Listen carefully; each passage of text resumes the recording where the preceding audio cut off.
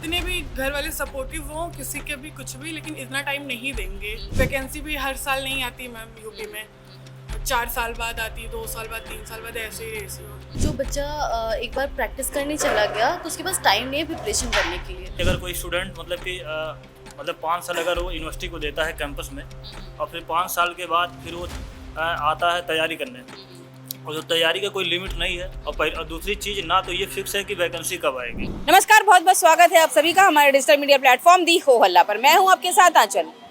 कल यानी कि 20 मई को सुप्रीम कोर्ट ने एक जजमेंट ये दिया कि जो बच्चे सिविल जज की तैयारी कर रहे हैं, लोअर जुडिशियल सर्विसेज की तैयारी कर रहे हैं स्टेट्स में, उनके लिए ये अनिवार्य हो गया है कि अपना लॉ ग्रेजुएशन कंप्लीट करने के बाद वो कम से कम 3 साल कोर्ट में प्रैक्टिस करें किसी के साथ, किसी वरिष्ठ वकील के साथ में, ताकि उन्हें 3 साल का अनुभव हो सके और उसके बाद वो एलिजिबल हो सकेंगे कि वो PCSJ का एग्ज़ाम दे सकें।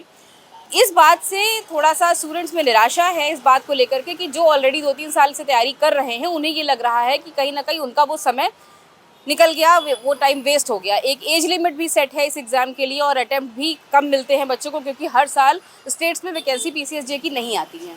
तो इन सारी चीज़ों को लेकर बच्चों के मन में क्या कुछ चल रहा है, क्या सोचते हैं एस्पिरेंट्स इस जजमेंट को लेकर के, इन सारे मुद्दों पर हम चलते हैं, कुछ बच्चों से बात करते हैं। आइए जानते हैं उनका मन क्या कहता है। क्या नाम है आपका? अर्शिका। अर्शिका, ये बताइए कब से तैयारी कर रही हैं PCSJ की आप? मैम 2022 से ही, जब से LLB में एडमिशन लिया था उसके 1 साल बाद से। ओके, तो ये बताइए कि जो कल एक जजमेंट आया है कि अब PCSJ का एग्जाम देने के लिए आपको कम से कम 3 साल का कोर्ट रूम अनुभव होना ज़रूरी है, इसको किस तरह से देख रही हैं आप ये जजमेंट? मैम ये जजमेंट तो सही नहीं कहा जा सकता। अगर एज अ गर्ल मतलब फीमेल देखें तो एक फीमेल के पास इतना टाइम नहीं होता है कि वो 3 साल या 5 साल LLB करने के बाद फिर 3 साल प्रैक्टिस करें।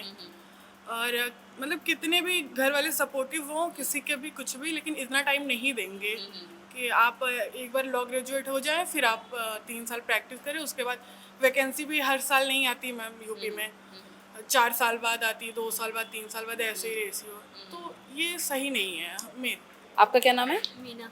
कब से तैयारी कर रही हैं इसकी? 2023 से। यस तो अब ये बताइए कि आपकी तैयारी पर क्या असर पड़ेगा इस जजमेंट का? मैम, इसके जजमेंट की वजह से तो तैयारी बिल्कुल ठप हो जाएगी, क्योंकि जब हम लोग 3 साल कोर्ट में प्रैक्टिस करेंगे तो पढ़ाई तो बिल्कुल पॉसिबल ही नहीं होगी।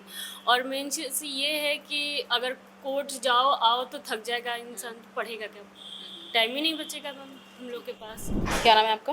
जी, हमारा नाम मोहम्मद कोकब है।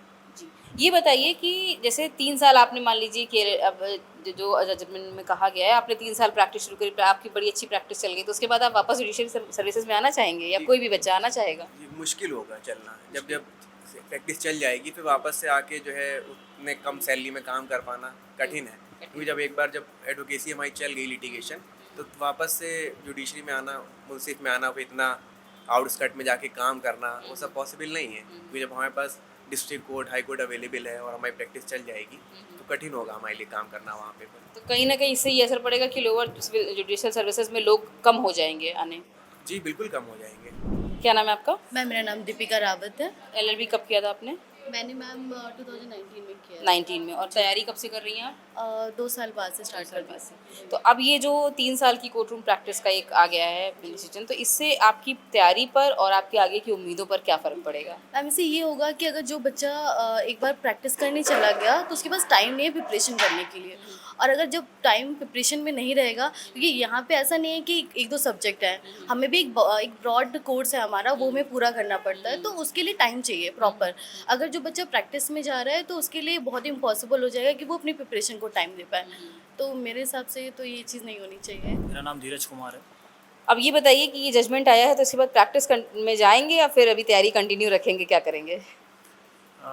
कल का जो भी जजमेंट रहा है, सर्वोच्च न्यायालय द्वारा जो जजमेंट कल आया है, इसमें तो मुझे 2-3 मतलब चीज़ें समझ में नहीं आया।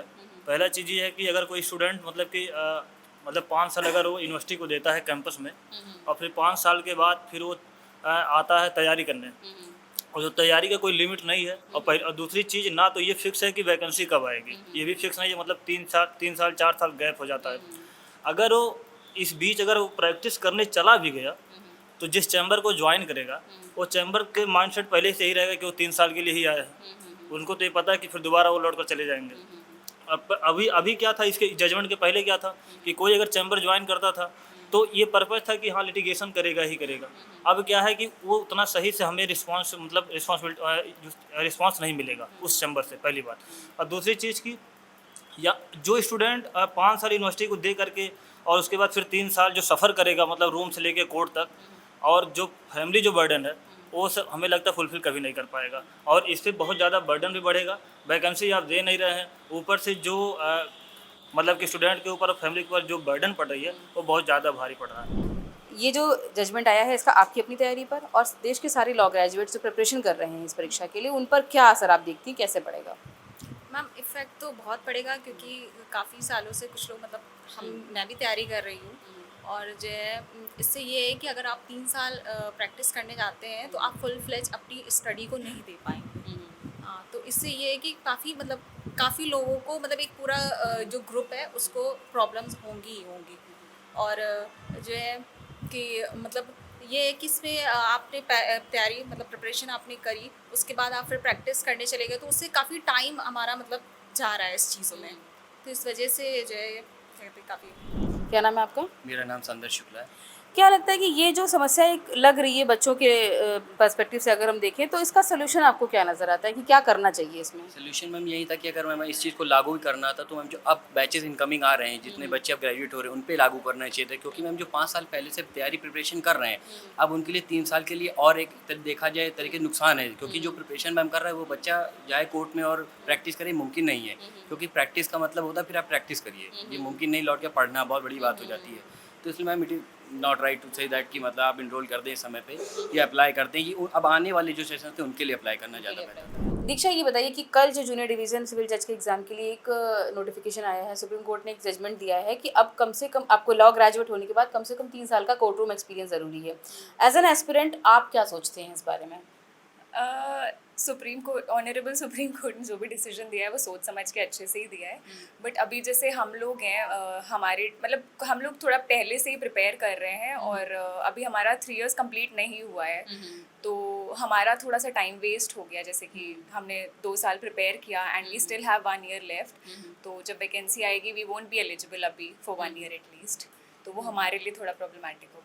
जो बच्चे अभी निकल रहे हैं तुरंत, मान लीजिए अभी कोई फ्रेशर निकल रहा है अभी लॉ ग्रेजुएट होकर के, उसको मतलब क्या लगता है कि इसका एक ड्रॉबैक अगर आप देखें तो इस पूरे सिस्टम में ड्रॉबैक क्या नज़र आती है आपको? देखिए जैसे नॉर्मली अगर कोई बच्चा 5 साल का ग्रेजुएशन करके आ रहा है मतलब LLB ऑनर्स करके आ रहा है तो वो सीधे फिर जुडिशरी एग्जाम्स देने की अटेम्प्ट करता है ग्रेजुएट होते ही। बट अगर हम उसके बाद 3 साल का क्राइटेरिया जैसे अब लग गया है तो थोड़ा सा मोटिवेशन बच्चों में कम हो जाएगा कि 5 साल हमने लॉ किया, अब उसके बाद हम 3 साल प्रैक्टिस करें।